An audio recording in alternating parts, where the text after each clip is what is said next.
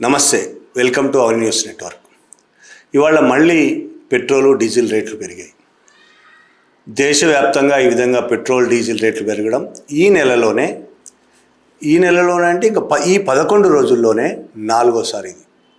ఎన్నికలు దేశంలో 5 రాష్ట్రాల ఎన్నికలు అయిపోయిన దాకా పెట్రోల్ డీజిల్ రేట్లు పెంచలేదు. అయిపోగానే మొదలుపెట్టారు. మొట్టమొదట మే 15న పెరిగింది, తర్వాత 4 రోజులకు మే 19న, మళ్ళీ 4 రోజులకు మే 23, ఆ తర్వాత 2 రోజులకే ఇవాళ మే 25న. ఇలా పెరుగుతూనే పోతుంది. తగ్గడం అనే మాట పక్కన పెడితే పెరుగుతూనే పోతుంది.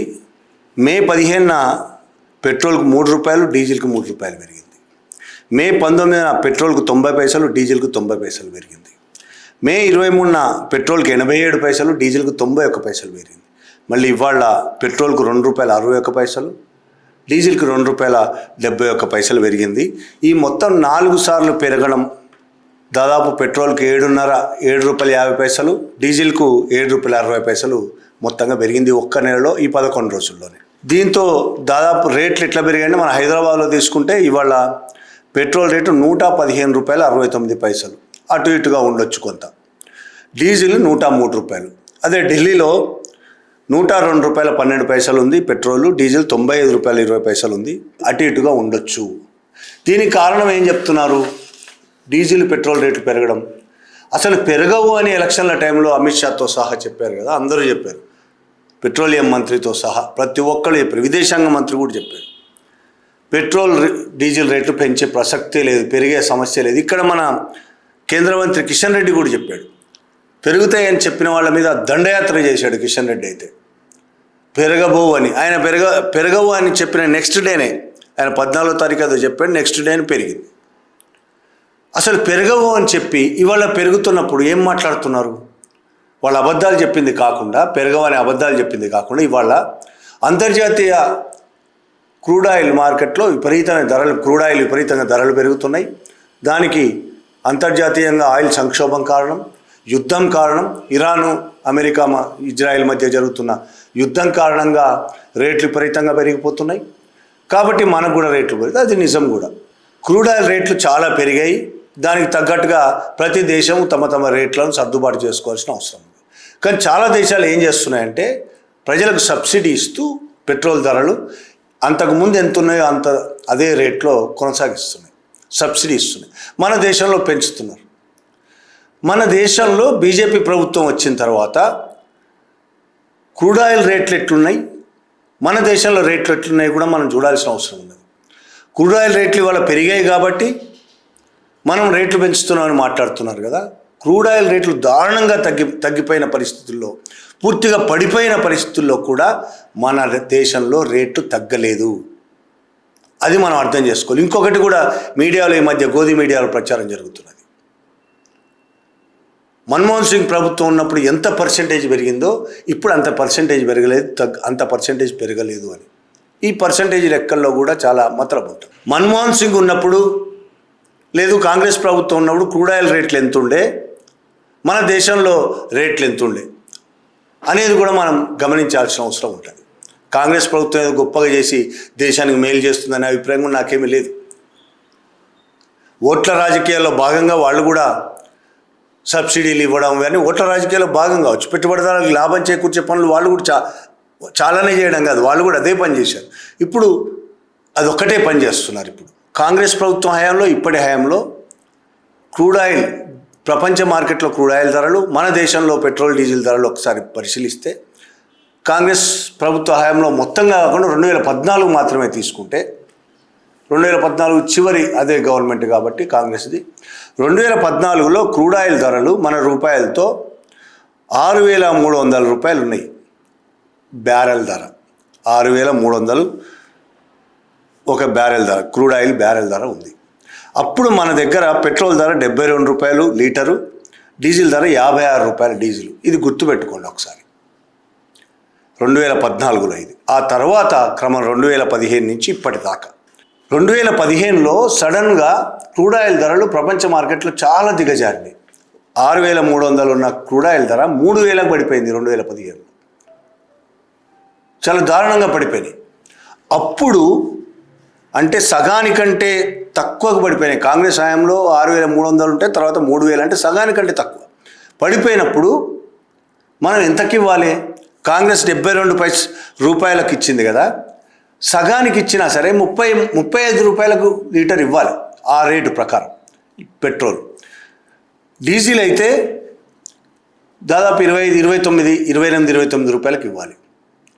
కానీ మనం అప్పుడు బీజేపీ ప్రభుత్వం 3,000 క్రూడ్ ఆయిల్ ధర ఉన్నప్పుడు 61 రూపాయల లీటర్ పెట్రోలు, 52 రూపాయల లీటరు డీజిల్ ఇచ్చింది.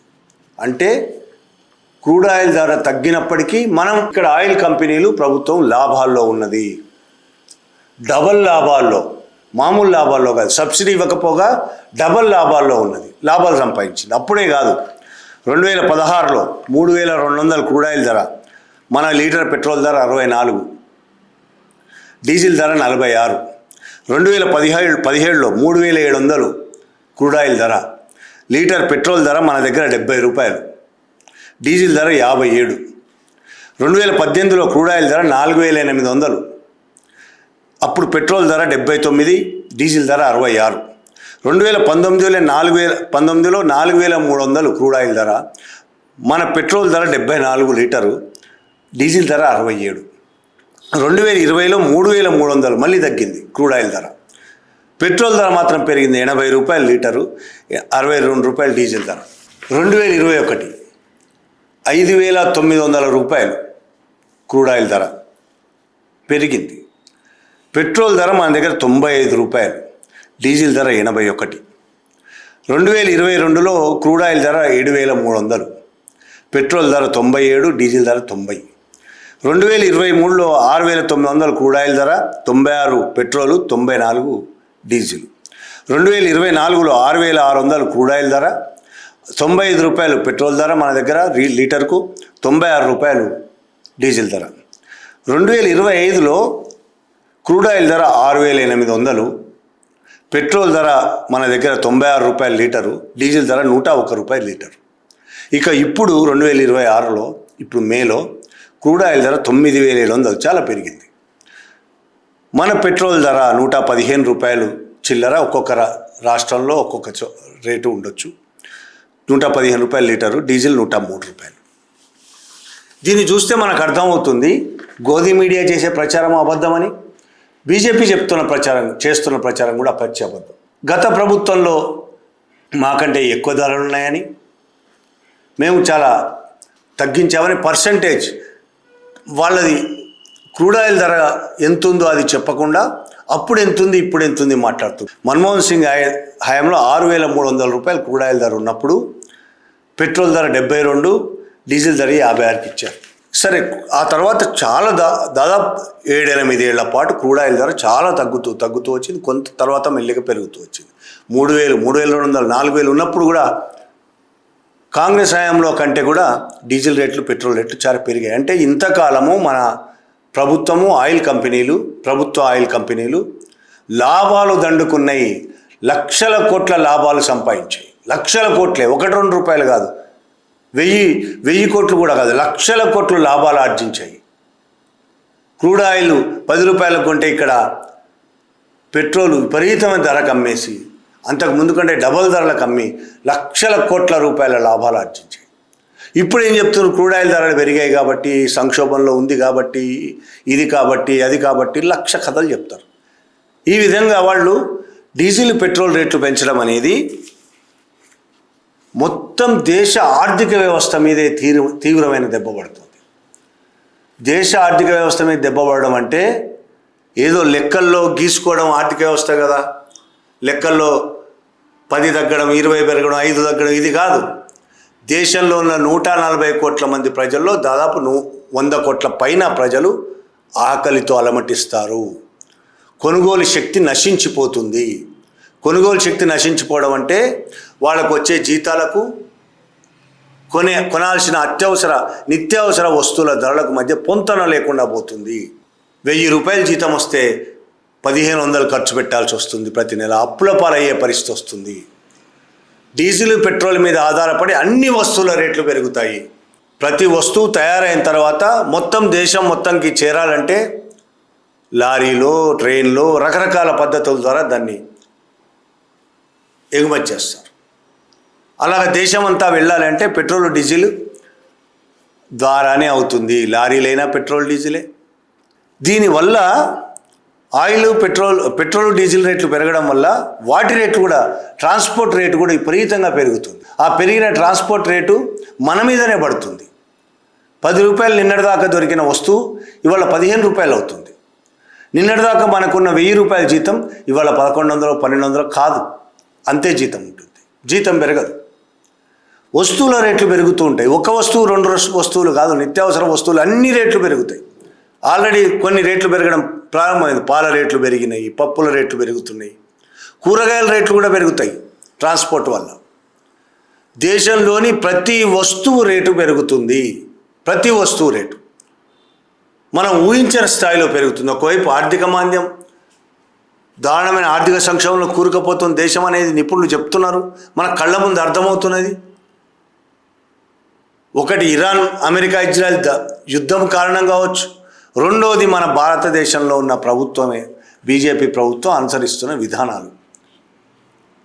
ప్రజల ప్రయోజనాలు కాకుండా కార్పొరేట్ల ప్రయోజనాల కోసం మాత్రమే చేపడుతున్న పాలసీలు, చేస్తున్న నిర్ణయాలు, అమెరికా కోసం, ట్రంప్ కోసమో అమెరికా కోసమో మన ప్రయోజనాలు తాకట్టు పెట్టే పద్ధతి, వీటన్నిటి వల్ల మన దేశం ఆర్థికంగా కుంగిపోతున్నది. ఇంకొక వైపు ఈ విధంగా ధరలు విపరీతంగా పెరగడం వల్ల, పెట్రోల్ డీజిల్ రేట్లు పెరగడం వల్ల మొత్తం అన్ని రంగాల మీద ఎఫెక్ట్ చూపించడం, సంక్షోభంలో మరింత కూరుకుపోతున్నది.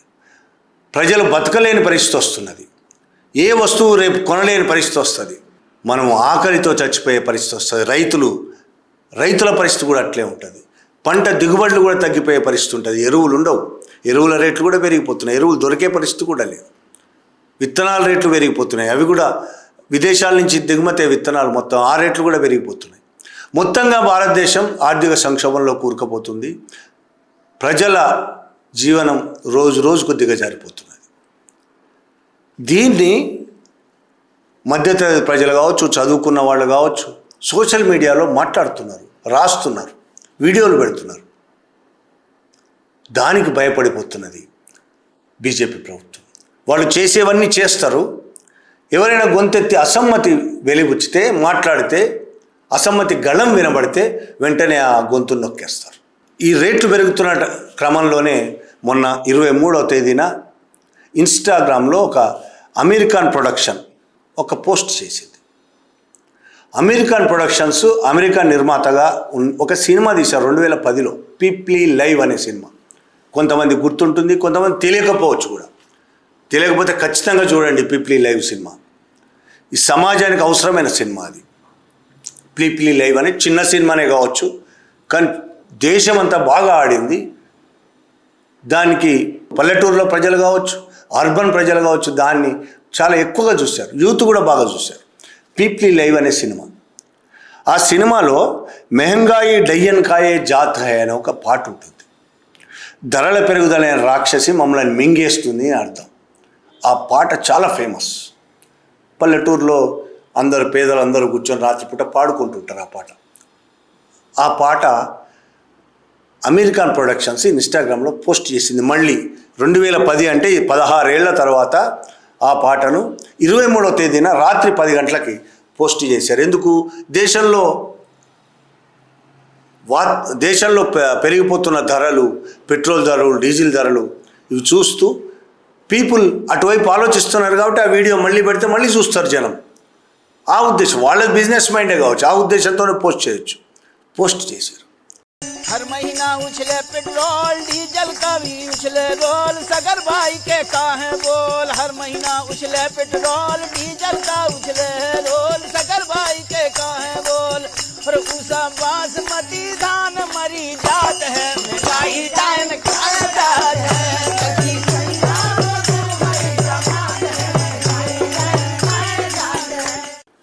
పోస్ట్ చేసిన కొద్దిసేపట్లోనే వైరల్ అయిపోయింది.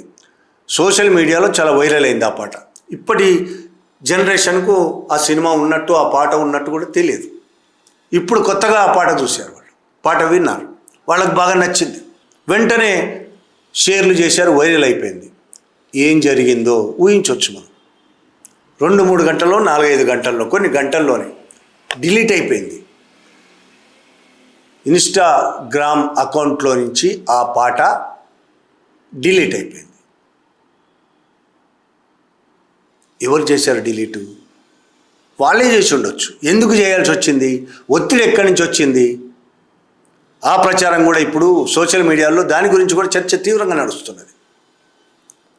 బీజేపీ దాని నాయకులు ప్రభుత్వం వైపు నుంచి చాలా తీవ్రమైన ఒత్తిడి వచ్చింది, అందుకే వాళ్ళు తీసేశారు. ఇది ప్రచారం బాగా జరుగుతుంది కాబట్టి వాళ్ళ సాయంత్రానికో రేపటికో అమెరికన్ ప్రొడక్షన్స్ ఒక స్టేట్మెంట్ రిలీజ్ చేస్తుంది. అక్కడే ఆ ఇన్స్టాగ్రామ్లో రిలీజ్ చేయొచ్చు. లేదు మేమే పొరపాటుగా దాన్ని పోస్ట్ చేశాం కాబట్టి డిలీట్ చేశాం, తెలియక ఎవరో మా వాళ్ళు పోస్ట్ చేశారు లేకపోతే డిలీట్, అందుకే డిలీట్ చేశారు. ఏదో కథలు తప్పదు, వాళ్లకు తప్పదు, వాళ్ళు నిజాలు చెప్పలేని పొజిషనే ఉంటుంది.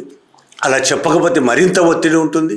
ఎంత భయపడుతున్నది బీజేపీ అనడానికి ఇది గుర్తు. ఒక పాటను కూడా, అధిక ధరలకు సంబంధించిన ఒక పాటను కూడా సహించలేకపోతున్నారు వాళ్ళు. ఆ సినిమా పిప్లీ లైవ్ అనే సినిమా సెటైరికల్ సినిమా, అది కాంగ్రెస్ హయాంలో వచ్చింది.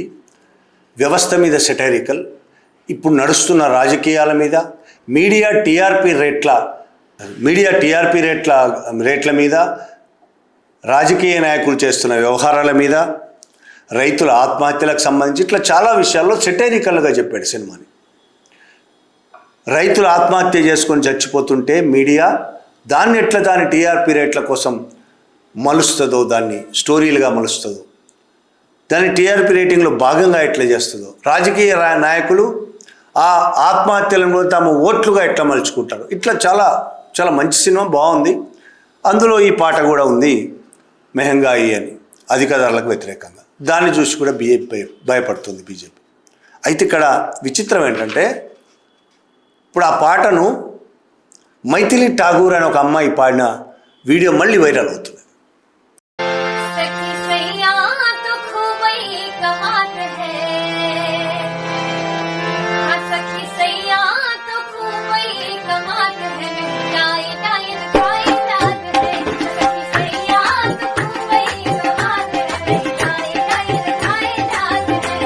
ఎప్పుడు పాడింది? అప్పుడే పాడింది, 2010 కావచ్చు, 15లో పాడిందో తర్వాత పాడిందో. ఆ పాట మళ్ళీ వైరల్ అవుతుంది. అప్పుడు ఆ అమ్మాయికి చిన్న వయసు ఉన్నది. ఇప్పుడు ఆ మైథిలి ఠాగూరు బీహార్లో బీజేపీ ఎమ్మెల్యే.